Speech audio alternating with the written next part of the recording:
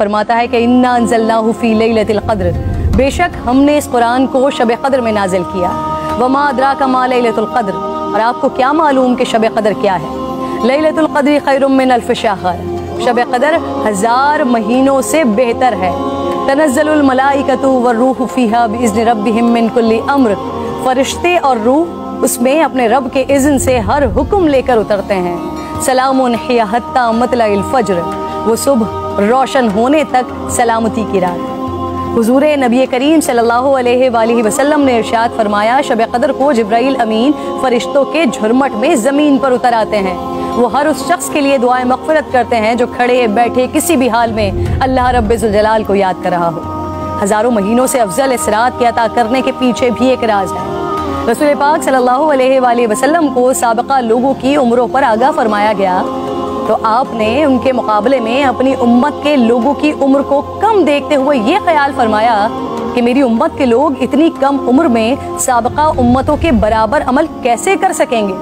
बस आप सल्लल्लाहु अलैहि वसल्लम को लैलतुल क़द्र अता फरमा दी, जो 1000 महीनों से अफजल रात है। लेकिन वो रात कौन सी है, इस अजीम रात को कहाँ तलाश किया जाए, इस पर रिसालत माब सल्लल्लाहु अलैहि वसल्लम ने फरमाया, लैलतुल क़द्र को रमज़ान के आखिरी अशरे की ताक रातों में तलाश करो। इस रात के मख्फी रखने में भी हिकमतें हैं नाज़रीन। अगर लैलतुल क़द्र को मख्फी न रखा जाता तो लोग बस उसी रात की इबादत पर इक्तफ़ा कर लेते, और अगर किसी इंसान की वो रात इबादत से रह जाती तो शायद इस सदमे का इज़ाला मुमकिन न होता। एक वजह यह भी बताई जाती है कि अल्लाह ताला को बंदों का रात के औकात में जागना बेहद महबूब है। इस तरह बंदे 5 ताक रातों में जाग कर अपने रब को मना सकें। और एक वजह गुनहगारों पर शफकत भी हो सकती है, क्योंकि अगर इल्म के बावजूद उस रात में गुनाह सरज़द होता तो उससे लैलतुल क़द्र की अज़मत मजरू करने का जुर्म भी लाजिम आता। आप सल्लल्लाहु अलैहि वसल्लम ने फरमाया, जिस शख्स ने शब क़द्र में अजर सवाब की उम्मीद से इबादत की, उसके साबिक़ा गुनाह माफ़ कर दिया जाता है। मेरी बात नाज़रीन बहुत तवील हो रही है, मैं बस आखिर में आज की रात तमाम मुसलमानों को हज़रत बहलूल दाना का एक वाक़या सुनाना चाहती हूँ, जिसके बाद शायद कहने को फिर कुछ नहीं रह जाता। एक दिन बहलूल बाज़ार में बैठे थे।